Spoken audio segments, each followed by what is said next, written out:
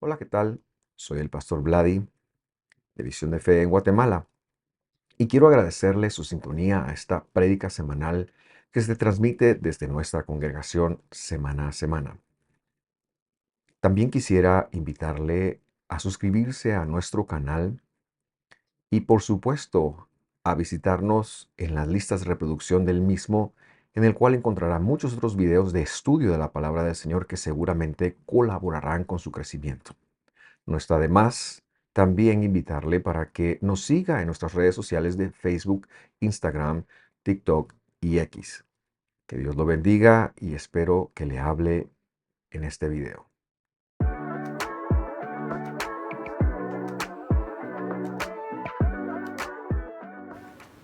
Y en este momento también quiero darle la bienvenida a las personas que nos verán desde YouTube. Un abrazo para ustedes. Siempre es importante tenerlos acá con nosotros. Hace 2 semanas nosotros celebrábamos acá la cita de Pesaj. Se acordará usted, a lo mejor usted está en la playa, pero con los que sí vinieron y se acordarán o de vacaciones donde estuviera. Pero tuvimos un tiempo en donde recordábamos la muerte del Señor. La muerte del Señor, participamos de la cena del Señor, explicábamos un poquito de eso. Y ese tiempo marca un proceso. En Visión de Fe lo entendemos como un camino, como una senda y tiene un destino y ese destino es Pentecostés.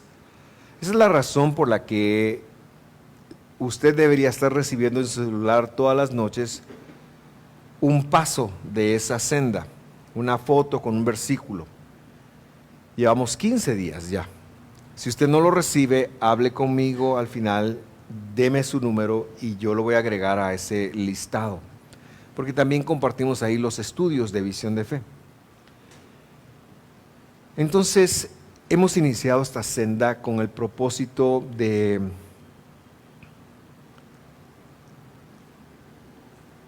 conectar lo que Dios quiere hacer con nosotros. Y hoy quiero hablar con respecto de un tema que le hemos llamado el fruto del Espíritu. Cuando hablamos del fruto del Espíritu, especialmente en el mundo pentecostal y neopentecostal, hablando de Pentecostés, queda una sensación un tanto subjetiva, ¿verdad? Gente dice que el Espíritu realmente se trata de hacer algo que Dios pone en nuestro corazón, una sensación, un sentimiento y bueno,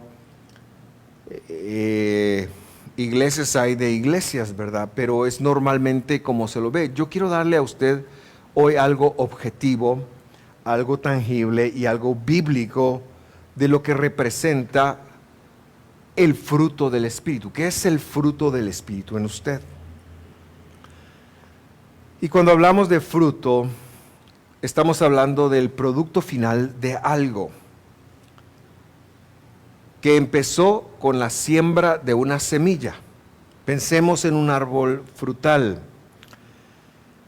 En mi casa tenemos algunos árboles frutales y hay un árbol que ahora mismo está dando muchos limón mandarina, creo que se llama eso. Salen los mejores refrescos de eso. Me gusta muchísimo a mí. Pero ese árbol que hoy vemos, gozamos y disfrutamos del fruto, en mi casa lo ácido es muy apreciado. Y nosotros lo disfrutamos mucho.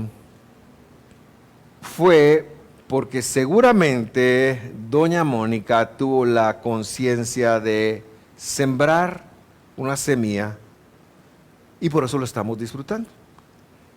Claro, nosotros nos pasamos a esta casa a vivir a finales del 2016. El 2017 no vimos limones, ni el 18, ni el 19, porque es un proceso, ¿verdad? Cuando salen los primeros frutos, Nosotros lo dedicamos al Señor, como está escrito en su palabra, y no lo comimos, lo dejamos ahí. Pero finalmente se llegó el tiempo en donde ya podíamos comerlos, así que lo disfrutamos tanto. También le pido a Dios que ese palo de aguacate que en algún momento Mauricio nos dio tenga fruto, porque también el aguacate nos gusta mucho. En fin, para que no le dé hambre, el punto correcto es entender que todo empieza con una semilla. La semilla necesita ser depositada en un terreno, y si el terreno está bien, de primero pues no se va a ver nada cuando se deposita la semilla, pero poco a poco se va a ver una plantita, dependiente de qué árbol sea, va a salir un tallo, un tronco, van a salir ramas, van a salir hojas, van a salir flores, y eventualmente llegaremos al fruto. Y con Dios pasa igual, con Dios pasa igual. Nuestro corazón, y por corazón yo quiero que usted haga, ¿dónde tiene usted el corazón? En la Biblia, el corazón de la Biblia usted lo tiene aquí, mire. Es su mente, es su mente. Entonces, nuestro corazón recibe semillas, y esas semillas tienen un producto, un proceso, que eventualmente germinará en un fruto. Y yo quiero que vayamos a Gálatas capítulo 5, versículo 16 para leer esto.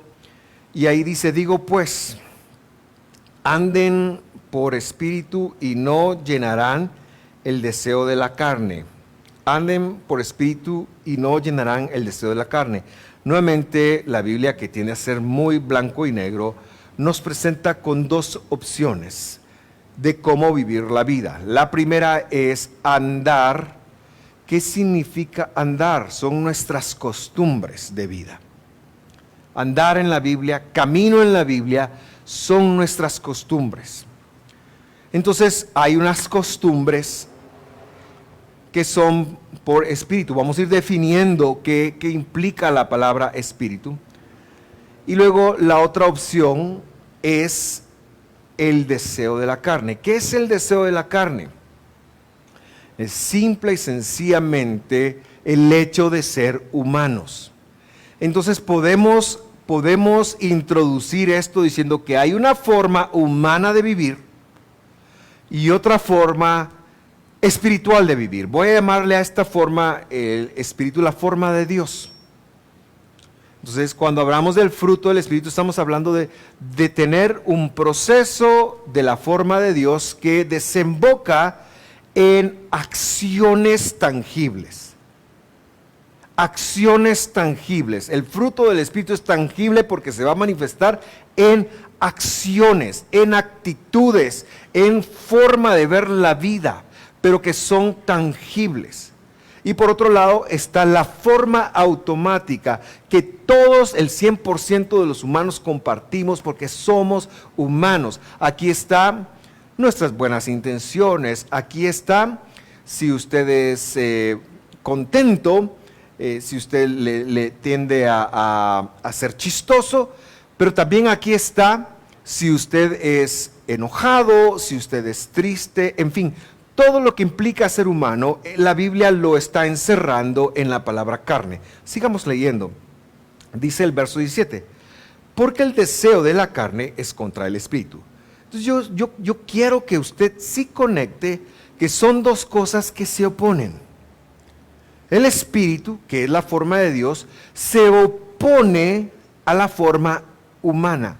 Esto no es ciencia, no hay un pliegue, simple y sencillamente la Biblia está diciendo que son opuestas. Y el espíritu dice contra la carne, porque el deseo de la carne es contra el espíritu. Y eso nos debe de anticipar algo. Ser humano es estar opuesto contra las cosas de Dios. Cuando usted no se opone a algo de Dios, quiere decir que algo que no es humano está trabajando en usted. Porque así es como Dios opera. Y el espíritu dice es contra la carne, o sea que intencionalmente Dios tiene una forma distinta de ser a la humana. Pues estos, bueno, y mire, lo dice ahí, ¿verdad? Se oponen el uno al otro de manera que ustedes no pueden hacer lo que desean. Luego el 18 dice, pero si ustedes son guiados por el Espíritu, ya no están bajo ley. Lamentablemente las traducciones que a lo mejor usted tenga le ponen artículo. La Biblia no tiene artículo ahí, por lo tanto esto debe de interpretarse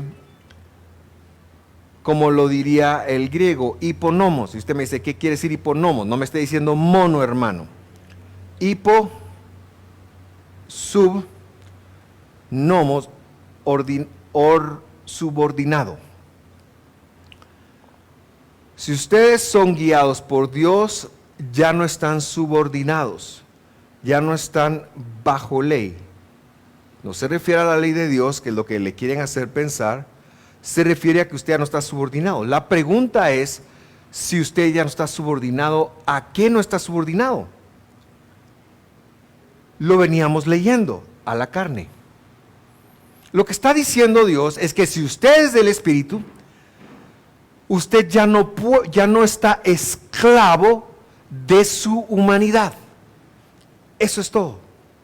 Por un lado está la conducción de Dios, que es lo que implica el Espíritu, y por el otro lado está el hecho de nuestra carne. Y lo que Dios dice, que es que si usted es de Dios, si Dios a usted le alcanzó, si usted es hijo de Dios por medio de Jesús, usted ya no es preso. O sea, puede serlo si quiere, pero usted ya no tiene por qué ser preso de su humanidad caída. Eso es lo que quiere decir este versículo.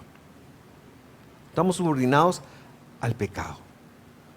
Por lo tanto, el creyente en Jesús, el verdadero creyente en Jesús, ya no puedo usar la carta, es que así soy yo. Es que me traumaron, es que me dijeron que no sé qué, es que me hicieron daño, es que me humillaron. No, el creyente en Jesús es que va a encontrar su palabra y ya no está subordinado, ya no está esclavizado de todos los problemas que implicaba ser humano, porque ahora es libre para buscar a Dios. Y entonces nosotros ya no podemos usar esa carta como excusa para no vivir en el camino de Dios. Por supuesto, ¿nos vamos a equivocar? Claro. Pero ya voy a llamar a Sebas y a Boris para recordarle esa ilustración. ¿Se acuerdan de Sebas y de Boris? Yo le pedí a Boris que se pusiera acá y a Sebas que se pusiera acá. Y cuando Sebas se caía, ¿qué hacía Dios? Lo levantaba. Entonces el creyente, claro, se puede caer, pero no puede jugar la carta de que por ser humano no puede llegar a estar dentro del proceso del Espíritu. ¿Ok? Muy bien. Vamos claros hasta acá. ¿Sí? ¿Sí? Entonces voy a adelantar la lectura hasta el 22 de Gálatas 5:22, a donde dice: pero el fruto, porque leímos el 18, el 19, 20 y 21, nos empieza Pablo a hablar de cuáles son las obras de la carne. Le vamos a dar una repasadita para que usted diga, ¿cómo así, pastor? Bueno, es que eso es ser humano en automático. Gálatas, ¿verdad? 5.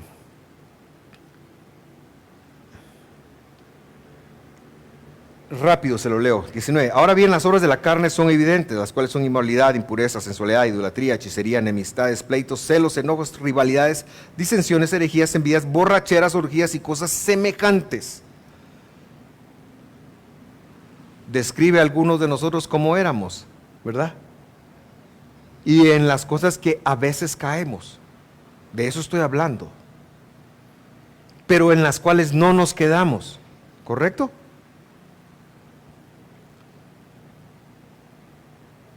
Y luego no quiero leer lo otro porque está muy feo. pero como es la palabra de Dios, lo voy a leer. Dice, contra los que, como lo he dicho antes, que los que practican, es decir, viven, se acostumbran, toman como excusa, no es que yo soy así, no es que me hicieron daño, no hay lo que sea, dice los que practican, no los que alguna vez caen, los que practican, dice, no heredarán el reino de Dios. Va, no se enoje, lo dijo Pablo, reclámeselo a él cuando lo encuentre. Pero yo mejor sigo con mi mensaje. El 22 dice, pero el fruto, y quiero que note las dos posturas. Una es ser humano, es lo que estamos acostumbrados. Y la otra es un proceso en el cual Dios nos encontró en Cristo Jesús y nos sacó de ser humanos a empezar un proceso para trabajar en nosotros para ser distintos. Esa es la obra en el Espíritu, pero no es subjetiva. Entonces, yo quiero explicarle a usted qué es el Espíritu, qué es la obra del Espíritu, pero de una forma muy objetiva que también la enseña Pablo. Primera de Corintios, capítulo 2, versículo 14. Pablo hablaba mucho de esto. Mire cómo dice, pero el hombre natural, el hombre común y corriente, del que estábamos hablando, dice, no acepta las cosas del Espíritu de Dios. Por eso relacionamos que el Espíritu es la obra de Dios. Y ahora estamos hablando del hombre natural. ¿Quién es el hombre natural? Es el que no ha encontrado a Jesús, y a nosotros cuando nos bajamos de la cruz, nosotros cuando caemos, operamos como hombres naturales, hombres o mujeres naturales. No las acepta, porque para él son necedad. Mano, de verdad, ir a la iglesia te va a ayudar en algo. De verdad ser generoso. Mira, ¿y por qué no haces esto? ¿Por qué no quiero caer en colocar etiquetas? Pero usted sabe que todos los días usted recibe impulsos de parte de gente no creyente para hacer cosas que usted sabe que no tiene que hacer. A eso me refiero. ¿Verdad? Todos los días el mundo nos bombardea con cosas que sabemos que no están bien hacer. Y algunas que ya las traemos incorporadas, ¿verdad? Porque cuando usted dice, estoy enojado, vaya, perfecto. Pero Dios le dijo a su ira, tenés para la noche de arreglarte. Porque está escrito, no se ponga el sol sobre vuestro enojo. ¿Verdad? Entonces el hombre natural no va a decir, ¿cómo que tengo hasta la noche? Yo así soy, yo soy bravo y me quiero quedar bravo porque hasta que no me pase tal cosa, no vas a estar bravo. Ese es el hombre natural. Pero el hombre del Espíritu de Dios sabe que Dios le dijo, pum, hasta la noche, papadito. Ni modo. Ok, sigamos leyendo, porque para él son necedad y no las puede entender. ¿Cómo se explica el perdón? ¿Cómo se explica la generosidad? ¿Cómo se explica, queridos hermanos, el no idolatrar algo? ¿Cómo se explica? Ellos no lo van a entender. Usted lo entiende porque hay un desarrollo, una obra de Dios en usted. Por eso lo entiende. Dice porque son cosas que se disciernen espiritualmente. Quiere decir desde la forma como Dios las ve. Eso quiere decir espiritualmente. Ok. 15. En cambio, el que es espiritual. ¿Quién es el espiritual acá? El hermano Gabriel cuando estaba cantando y que parece un ángel. ¿Ese es el espiritual? ¿O el pastor ahorita que no? El espiritual es el que está en el proceso de dar un fruto. Ese es el espiritual. El espiritual es al que Dios ha puesto en un proceso. Usted es el espiritual. Yo soy el espiritual. Cuando nosotros entendemos que la vida ya no va de estar subordinado a ser humano, cuando usted entiende que ahora hay un poder, una obra, algo distinto de Dios para usted, para vivir su vida de otra manera. Ya vamos a aterrizar en qué manera. Ese es el espiritual. El espiritual juzga todas las cosas, pero él no es juzgado por nadie. Este versículo es muy profundo y requeriría una explicación, pero solamente quédese con que el espiritual es aquel que está en el proceso. verso 16. Pablo lo va a justificar ahora. ¿Cómo así? ¿De qué estoy hablando? Les voy a decir que es espiritual, dice Pablo. Les voy a decir que es el espíritu. Vamos a aterrizar en lo que es el espíritu. Y entonces pregunta esa famosa frase en la que cita Isaías 40:13. Y mire lo que dice. Porque, y se lo dejé en mayúsculas, porque esta es una cita de Isaías. ¿Quién ha conocido la mente del Señor para que lo instruya? Nosotros tenemos la mente de Cristo. ¿Ok? El espiritual, dice Pablo, no es la persona que trata de entender su vida con la lógica de este mundo. Es el que la está tratando de entender con la lógica de Dios. Ya vamos a ver qué es la lógica de Dios. ¿Por qué estoy diciendo yo eso? Dice Pablo. Porque, y cita a Isaías, y aquí está. ¿Quién ha conocido la mente del Señor para que lo instruya? Nosotros tenemos la mente de Cristo. Deje eso bien claro. Porque ahora vamos a leer a Isaías, que es la cita que Pablo está evocando. Isaías 40:13. Dice Isaías 40:13, ¿quién enseñó al Espíritu del Señor? ¿O quién le aconsejó enseñándole? ¿Sí? Esta cita fue la que Pablo escribió en Corintios 2. Pero ¿qué dice aquí? ¿Quién enseñó al Espíritu del Señor? La respuesta es, esa es una pregunta retórica. ¿Quién le enseñó a Dios algo? No one, decimos allá en mi pueblo. Es que allá en San Cristóbal se habla inglés. ¿Quién enseñó al Espíritu del Señor? Nadie. ¿O quién lo aconsejó enseñándole? ¿Quién? Nadie. La respuesta es nadie. Pero no es lo que Pablo quiere que conectemos. Lo que Pablo quiere que conectemos, que lo había dicho, lo regreso, verso 16 de Romanos capítulo 6, capítulo 2, porque ¿quién ha conocido la mente del Señor para que lo instruya? Y luego estaba citando a Isaías que dice, ¿quién enseñó al Espíritu del Señor o le aconsejó enseñándole? Según Pablo, ¿qué es el Espíritu del Señor, hermanos? Usted lo acaba de ver, por eso lo puse 2 veces. Vamos a ver, algún valiente que lo diga. Según Pablo, ¿qué es el Espíritu del Señor? ¿Cómo le llamo Pablo? ¿Alguien que se moje y me diga? A ver, regresemos. Mire pues, pongan mucha atención porque ahí está escrito. Pablo, 1 Corintios, capítulo 2, versículo 16. Porque ¿quién ha conocido la mente del Señor para que lo instruya?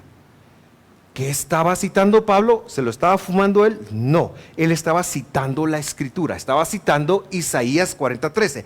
¿Qué dice Isaías 40:13? ¿Quién enseñó el Espíritu del Señor o lo aconsejó enseñándole? ¿Qué es el Espíritu del Señor? Según Pablo.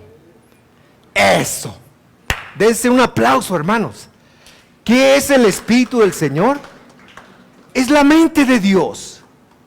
Es la mente de Dios. Lo que el apóstol nos viene a decir no es algo que no podamos conectar o ver o entender. No, queridos hermanos. El Espíritu del Señor, según el Evangelio, es la mente del Señor.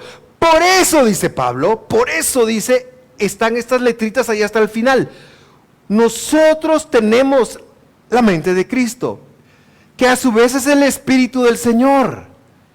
Tener el Espíritu del Señor es tener la mente de Cristo. Me doy a entender. Ahora, es bien particular. Es bien particular. Porque realmente tenemos la mente, pensamos como Jesús nosotros. O todavía somos humanitos. Bien humanitos, diría yo, hablando de mí. No sé de usted. Somos bien humanos. Entonces, ¿qué quiere decir Pablo? Bueno, 2 lecciones muy importantes acá. Primera es que la Biblia, cuando habla de espíritu, una de las cosas que implica espíritu que nosotros lo pensamos como un ente gaseoso, pero lo que la Biblia enseña es que el Espíritu es y el Espíritu de Dios es la mente de Dios. Eso lo está diciendo Pablo, no lo estoy diciendo yo. Ayer me preguntaba alguien, mire, ¿cuál es el mejor diccionario para entender la Biblia? Hay muy buenos recursos, le digo yo, por ejemplo está el Strong, pero el Strong tiene un problema. El problema del Strong y de los que yo he buscado es que lo que hacen es decirnos cómo se tradujo la palabra. Pero un diccionario que tengamos, por ejemplo, la palabra espíritu en la Biblia se dice ruach, diga conmigo ruach. Un diccionario que diga ruach, ¿qué quiere decir? Hablando de la Biblia, no hay.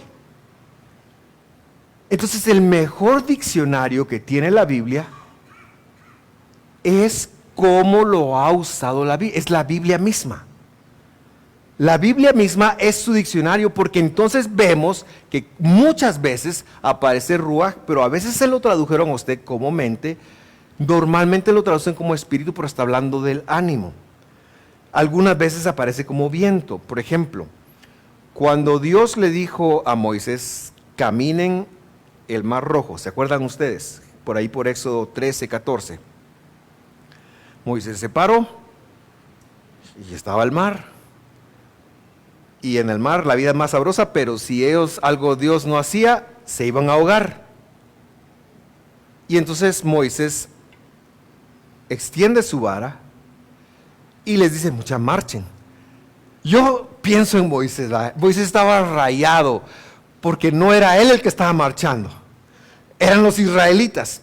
La Biblia dice que la tribu de Benjamín, que era el más pequeño, fueron los primeros que se animaron a caminar. Eso está en Salmos, no está en Éxodo. Entonces los de Benjamín se empezaron y la Biblia dice que empezaron a entrar al mar, dice el Salmo. Y yo me imagino que esta gente, cuando ya llevaban el agua por acá, tremendo, hermano, uno lo tiene concebido de otra manera, así como, uno lo tiene como la película de Moisés, y las olas y la gente caminando. Pero el Salmo dicta otra historia. Pero ahí dice, y un ruaj de Dios empezó a soplar, o sea, viento. Y así hay otras acepciones que no quiero quedar en ellas, pero esta tiene que ver con nosotros, tiene que ver con el creyente, tiene que ver con el fruto del Espíritu, porque lo que está diciendo Pablo acá es que el fruto del Espíritu es el resultado de empezar a pensar como Cristo. Vamos a seguir. Mire lo que dice Romanos 6:22. Dice, pero ahora habiendo sido libertados del pecado, ¿quién es el que ha sido libertado del pecado? ¿El hombre normal o el hombre espiritual? Hablando, y cuando digo hombre me refiero al humano. Esto lo incluye a las damas. El hombre espiritual o el humano espiritual o el humano normal, ¿quién de los dos es el que ha sido libertado del pecado? El espiritual. El espiritual es el que fue libertado del pecado. El hombre normal sigue zambullido en los pecados, ¿sí o no? ¿Sí? Pero ahora, habiendo sido libertados del pecado, esos son los espirituales. ¿Por qué? Porque por su gracia Dios los rescata y les va a dar ¿qué es lo que recibe el creyente cuando conoce a Jesús? Recibe su espíritu. ¿Y qué dijimos que era el espíritu? Para pensar como quién. Perfecto. Para llevar eso a cada área y a cada aspecto de la vida. Que no se le olvide ante la paleta de opciones que usted tiene, que hay una forma de Dios de hacer las cosas. Entonces, estos son los que han sido libertados del pecado, dice. ¿Y qué fueron hechos los libertados del pecado? ¿Qué dice Pablo que fueron hechos? ¿Cómo se van a catalogar ahora? Siervos de Dios. Siervos de Dios. Mire este desarrollo. Entonces, Hay dos formas de vivir la vida, ya lo dijimos. La forma natural y el salvo, que es el hombre o la mujer espiritual, ¿verdad? El hombre espiritual no lo es por lo que nos has enseñado que es espiritual, sino es que el que recibió la mente de Cristo cuando vivió, cuando nació de nuevo. Pero como ustedes ya nacieron de nuevo, dice Pablo, ya no están subordinados, lo que decíamos de Gálatas. Han sido libertados ¿de qué cosa? Del pecado. ¿Cuántos siguen pecando? Levanten la mano, por favor. Perfecto. ¿Y entonces qué pasó? ¿Qué pasó? A poco, dice ahora. Está bueno, me gusta esa. Perfecto. Hablábamos de que el fruto del Espíritu era un proceso. Era un proceso. Pero en ese proceso, el primer paso que tenemos que entender es que cuando tú eres salvo, Dios te colocó en un lugar. ¿Y cuál es ese lugar? Es que ahora vas a servir a Dios. Ahí está, mire. Pero ahora, habiendo sido libertados del pecado, ustedes fueron hechos siervos de Dios. ¿Qué quiere decir eso? Quiere decir que cuando no éramos creyentes en Jesús, nosotros éramos esclavos ¿de qué cosa? Ya lo dijimos, del pecado. Pero ahora que fuimos rescatados, somos esclavos ¿de qué? ¿De quién? Ahí está. ¿De quién somos esclavos? Porque cuando en el mundo cristiano evangélico se dijo el siervo de Dios, esa palabra no quiere decir, wow, qué buen pastor o qué gran hombre. Esa palabra quiere decir esclavo. Un siervo es un esclavo. Un siervo con C es un venado. Un siervo con S es un esclavo. Así que el creyente en Jesús fue hecho esclavo de Dios. Hermano, Dios no lo salvó para que usted haga lo que se le da la ganita. Perdone que se lo diga. No funciona así. Las canciones que nos tiran hoy, hermano, eres libre para que alcance. Dios te hizo libre para que alcances tu potencial. No, hermano. ¿Dónde está eso? Lo que sí está es que Dios te libertó para que le sirvas, porque nunca vas a poder alcanzar tu verdadero potencial, porque lo que Dios quiere que alcances es el potencial de Dios, porque por eso te dio la mente de Cristo. Lo que Dios quiere que tú seas es que ya no seas más humano, ya no seas más bueno como humano, ya no seas más feliz como humano, sino que ahora seas más feliz, como Cristo fue feliz, para que vivas tu vida como Cristo la vivió. It is not easy, my brothers. Pero no es fácil, mis hermanos y mis hermanas. Por eso necesitamos ese proceso. Yo no sé a dónde estés tú en ese proceso, pero conéctalo. Porque Dios te llamó para que fueras su siervo, no para que o su esclavo. Palabras, por eso prefiero usar esclavo, porque el siervo se pervirtió un poquito en pensar que un siervo es una gran persona. Oh, es un esclavo. Fuimos salvos para ser esclavos de Dios. ¿Por qué? Porque si no servimos a Dios, si hay aún un momento en tu día donde no serviste a Dios, ¿a quién serviste? Al otro, al pecado. Porque solo podemos servir a Dios o solo podemos servir al pecado. No hay una cuestión, no se puede, Dios mismo lo dijo, no se puede servir a dos señores. Así que aunque tú te caigas, la gracia de Dios está allí para levantarte, para fortalecerte, para que sigas y para recordarte que tienes que seguir. Por eso dice, ustedes tienen por su fruto. Esta es la meta. Este es el destino del creyente. ¿Cuál es la meta del creyente? La santificación, y como resultado de que Dios nos alcanzó por gracia y de que Dios nos alcanzó por gracia es la vida eterna.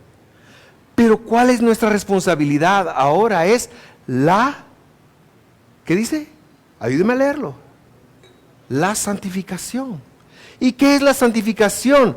Es la aplicación de la mente de Cristo a los procesos diarios.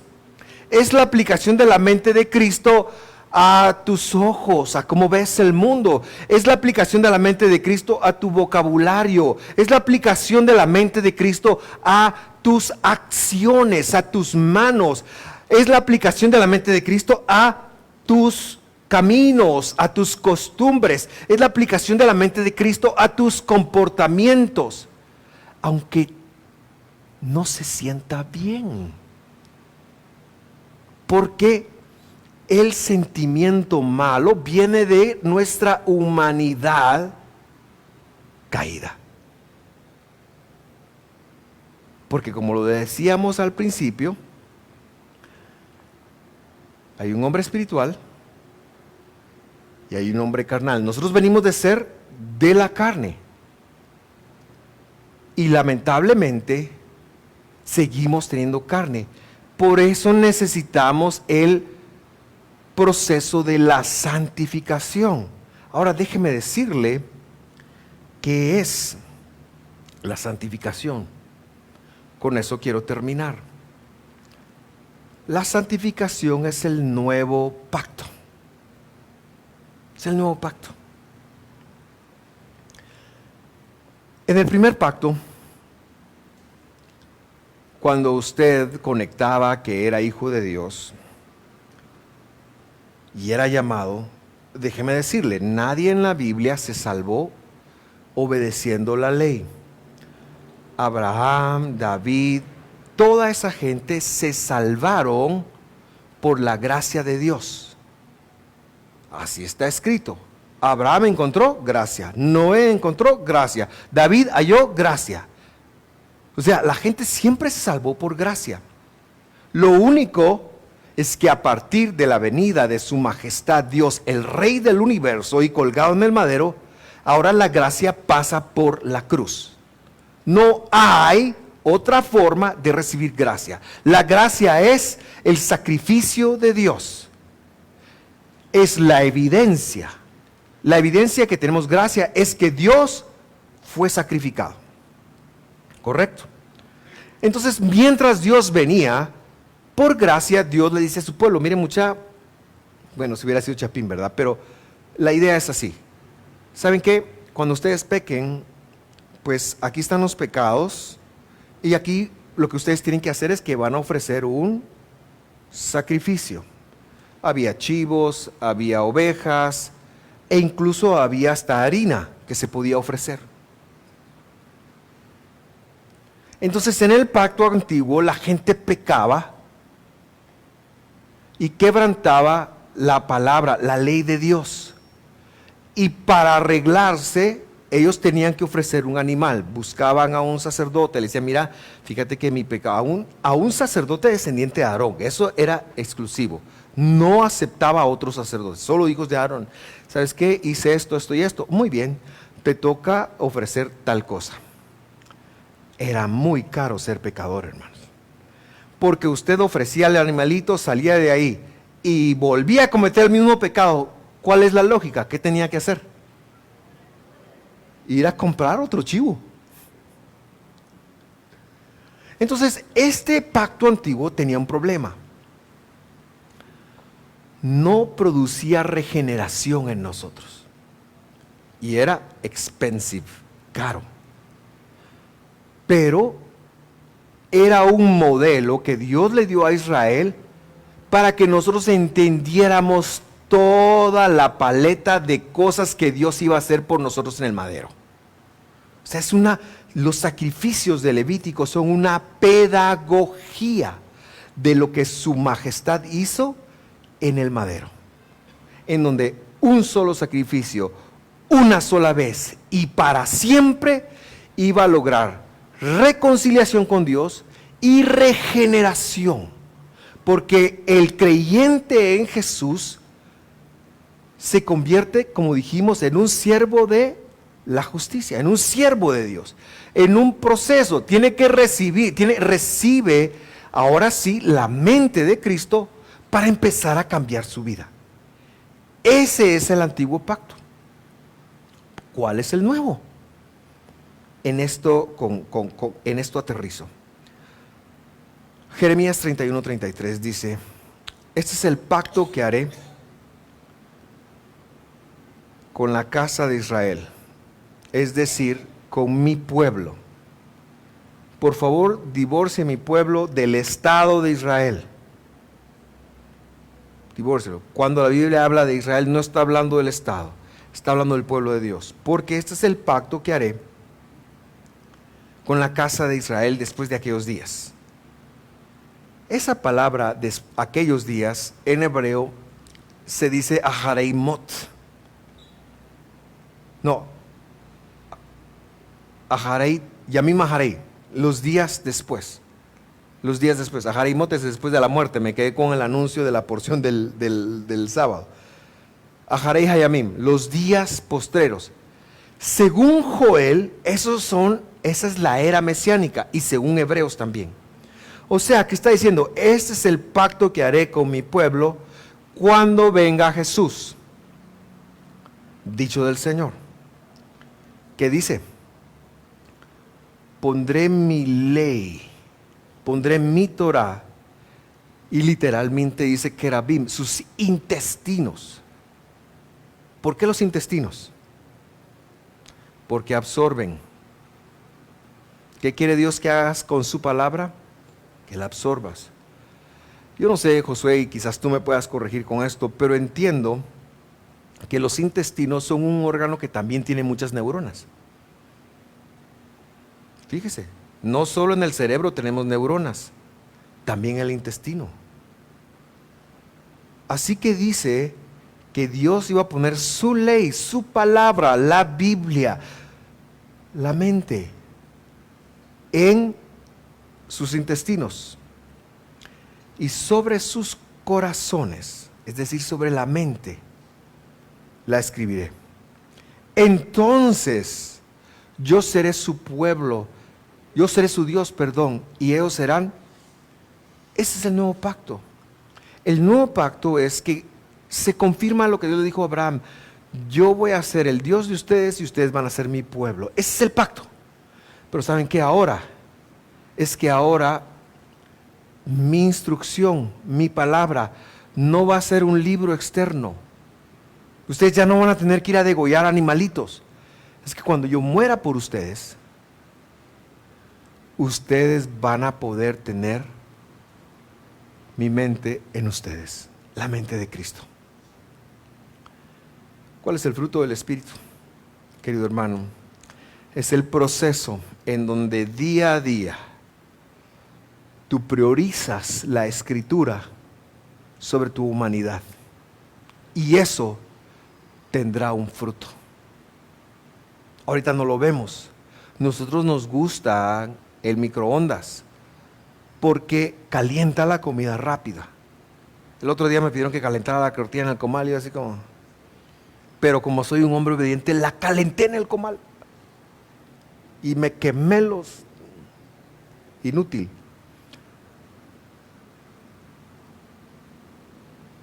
Así que queremos un quick fix, una solución rápida, ¿verdad? Yo quiero que Dios me sane, pero a hierba. No sé por qué se está tardando Dios. Yo quiero que Dios derrote a mis enemigos, pero, Señor, para allá. Yo quiero sentirme feliz, pero eso sí, ya.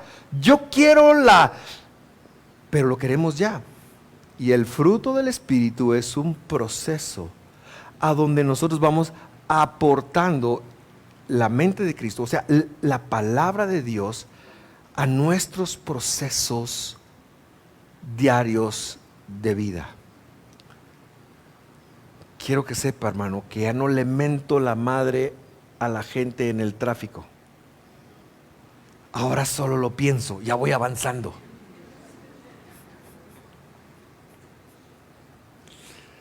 Hay un proceso. Quiero que sepa que ya no se me cruza por la mente bajarme del carro y ofrecerle trompadas a nadie.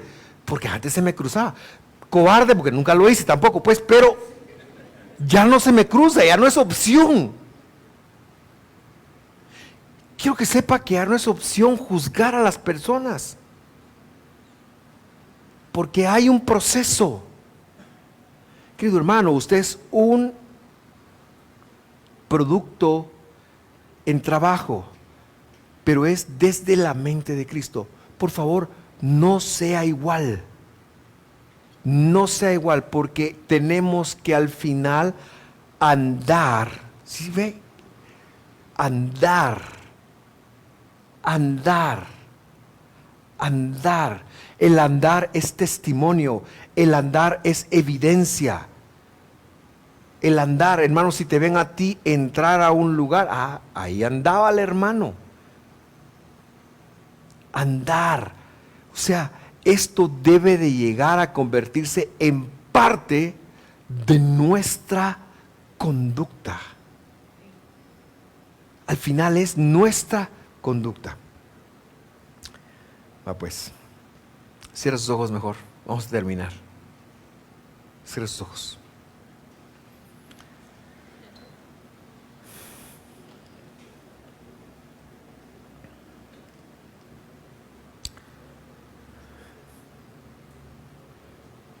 Quiero que se lleve esto, que usted, por ser creyente en Jesús, Dios puso la mente de Él en su corazón. ¿Por qué otra razón dice, aviva el fuego del don de Dios que está en ti? Porque eso fue lo que Dios puso. Pero algunos vivimos contristando el Espíritu. ¿Qué quiere decir eso? Que Dios dentro de nosotros se pone a llorar y se entra en depresión. No. Quiere decir, hermano, que ignoras la voz de Dios. Quiere decir que te cierras a los pensamientos de Dios. Quiere decir que estás operando como humano. Pero, como lo leíamos en Corintio, tú eres un ser espiritual. Poco a poco hay que ir dominando. Ese es el poder que Dios te dio. Poco a poco hay que ir avanzando. Y el punto es hacerlo desde la Escritura, desde lo que está escrito. Porque eso, queridos hermanos, no tiene pierde. ¿Cuál es la voluntad de Dios para tu vida? Yo te lo puedo decir, es de lo más fácil que existe. Que empieces a hacer lo que está escrito. Que en las decisiones que tienes que tomar, las tomes desde lo que está escrito. Que los límites que tengas que poner, los pongas desde lo que está escrito. Que las relaciones interpersonales que manejas, las manejes desde lo que está escrito. El fruto del Espíritu no es algo subjetivo. No es una sensación que yo tenga.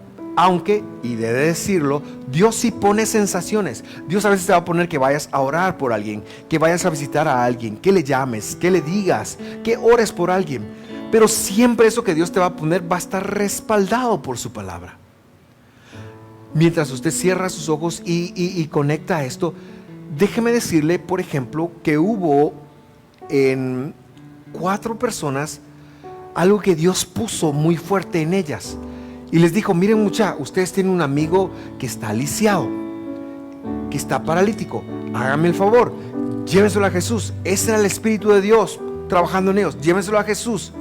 Y cuando llegan se topan con que la casa está completamente llena y ellos no tienen acceso. Entonces Dios pone en los pensamientos de Dios nuevamente, ¿saben qué? Súbanse al techo. Y se suben al techo y dicen, wow, esto está complicado. Y entonces Dios pone en la mente de ellos, ¿saben qué? Abran el techo y bájenlo. Pero no se quedó ahí. Dios hizo lo que tenía que hacer con el paralítico, y lo está hablando de los 4 hombres. Y cuando Dios terminó de hacer esto, Dios le dijo a los hombres, reparen el techo, muchachos, porque Dios no es un Dios de desorden. Eso ya no está escrito. Pero todo lo guió Dios. Entonces yo lo que te digo a ti, por supuesto, Dios tiene impulsos para ti. Pero los impulsos que Dios te pone van a ser para acercarte a ti o acercar a otros a Dios, al cumplimiento de su palabra. Eso es el Espíritu. Lo demás, cuando digo es que el Espíritu me dice a mí que qué bonito carro trajiste hoy, hermano, el Espíritu me está diciendo que me compres uno igual. Eso es manipulación. Eso es satánico. Eso no es de Dios. Así que el Espíritu te pone llevar a Dios a otros o llevarte a ti a Dios. Pero objetivamente y prioritariamente y sobre todas las cosas, la mente de Cristo es el Espíritu de Dios obrando en ti y es su palabra. Es su palabra. No tiene pierde. Está escrito en blanco y negro. No tiene pierde. Te conviene estudiarla. Te conviene aprenderla. Y sobre todas las cosas te convendrá aplicarla. Porque es lo que traerá resultado a tu vida. Además, eres un siervo de Dios. Eres un siervo. Si eres un buen creyente en Jesús, no te puedes considerar dueño de tu vida. Debes de considerarte un siervo de Jesús por medio de su palabra. Esto no es de un hombre. Esto es a su palabra.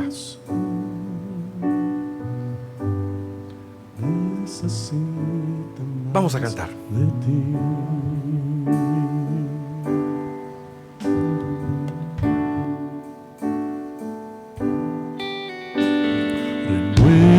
Renuévame,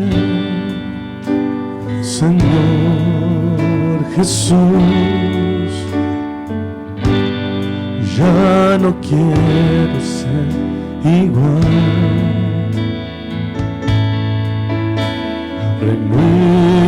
Renuévame, Señor Jesús.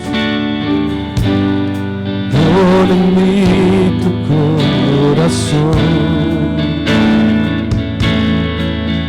porque todo lo que hay dentro de mí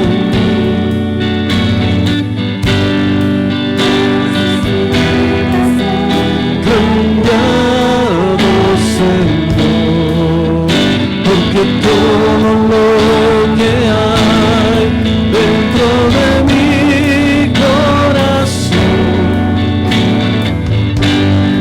necesita más de ti,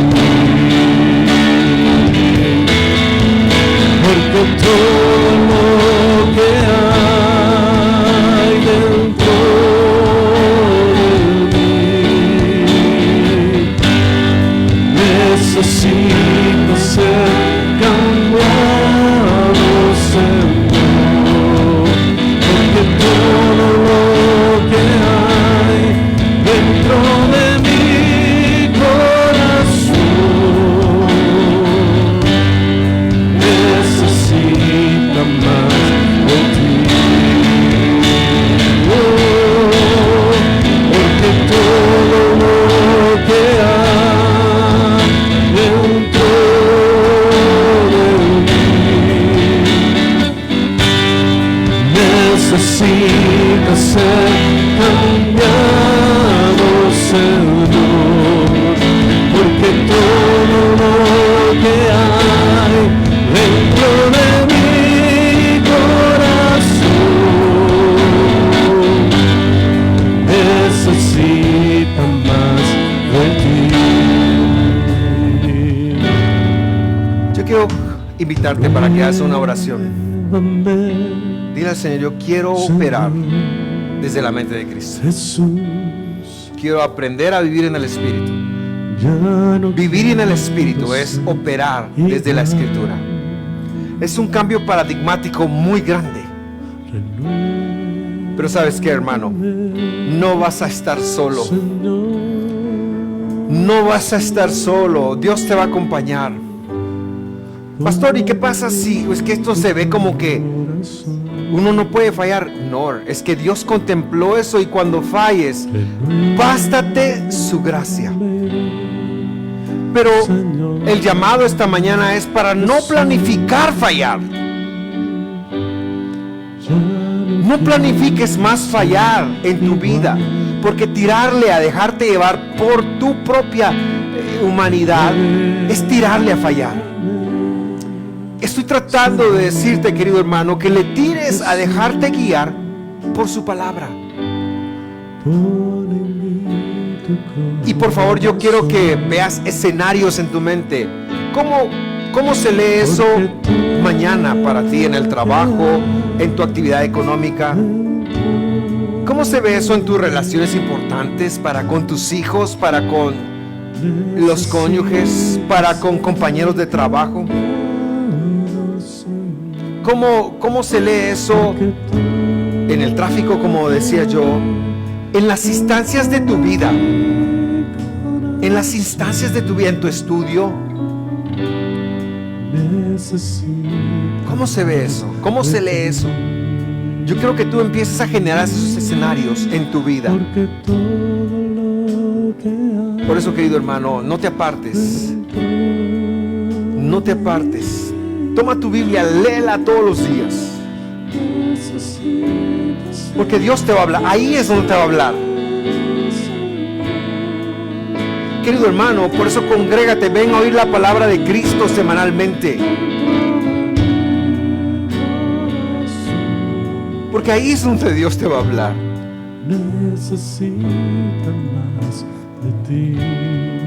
Claro, hermano, claro, no lo vas a hacer perfecto. Nadie lo vamos a hacer perfecto. No lo estamos haciendo perfecto. Pero cuando empiezas a avanzar en su palabra, encuentras confianza en Dios, encuentras la verdadera confianza en Dios. Y yo quiero invitarte a meditar en eso. ¿Qué significa eso para tu vida? ¿Qué significa eso para cómo estás viviendo con Dios hoy en día? ¿Qué significa eso para tus principios, para tus valores? Porque debemos de supeditarlos a los de Dios. Esto es un poquito confrontativo, hermano. Pero tú no quieres ir a una iglesia donde te digan que eres lindo y bello, porque eso ya lo debes de saber.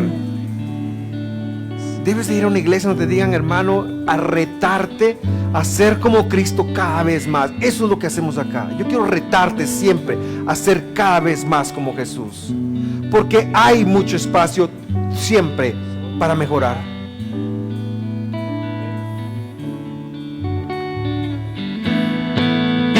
Porque todo lo que hay dentro de mí, Por eso me gusta esa canción, porque es todo. necesita Es todo. ser cambiado.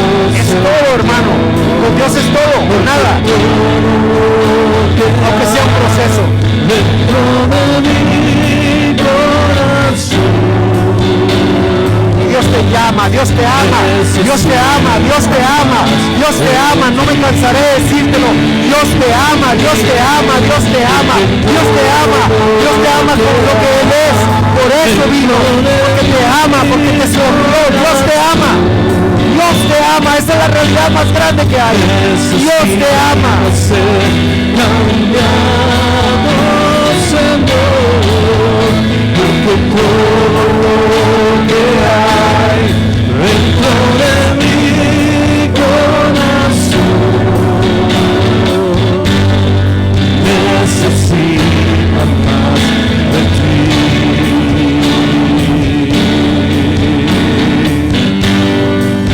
Necesita más de ti.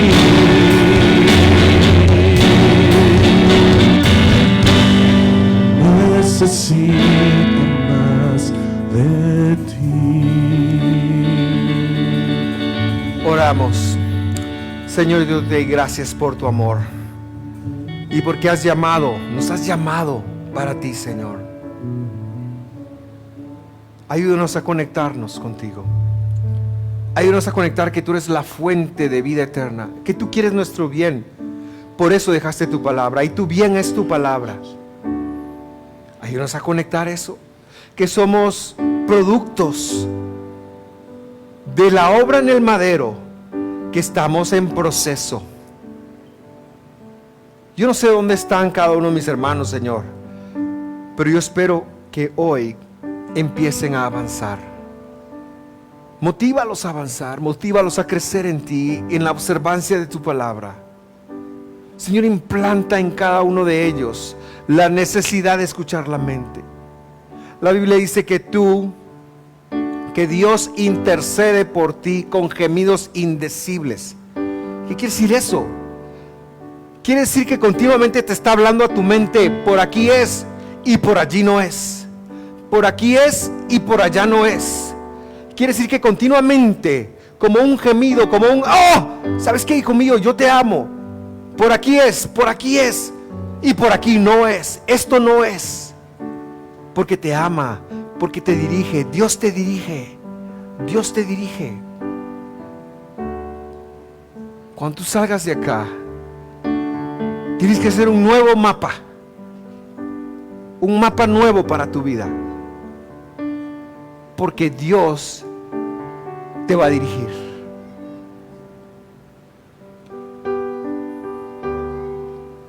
Dios te va a dirigir.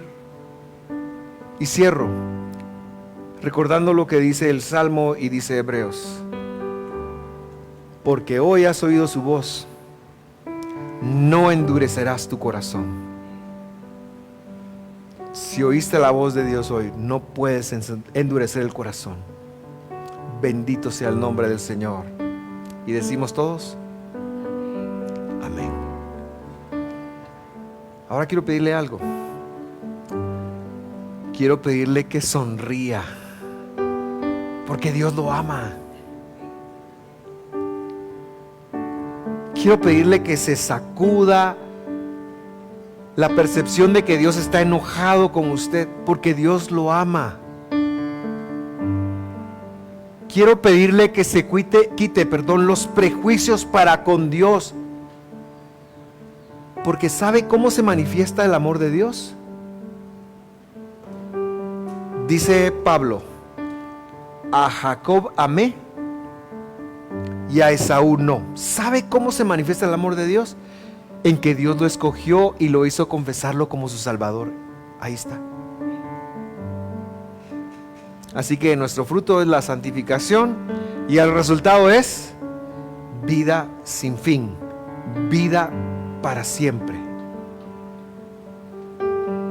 Hermanos, la tenemos bien.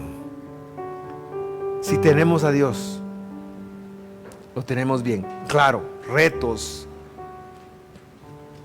en fin, el mundo es así, el mundo está lleno de sinsabores, el mundo que nos toca vivir, ¿verdad? Hay aflicción acá, pero como dijo el Señor: confiad, yo he vencido al mundo. Nos va a conducir a vencer al mundo también. Nos va a conducir a vencer el mundo. Lo amo, le pido a Dios que lo bendiga en todas las cosas, en todas las áreas de su vida. Con ustedes me despido con un fuerte abrazo, deseando algún día poder dárnoslo físicamente.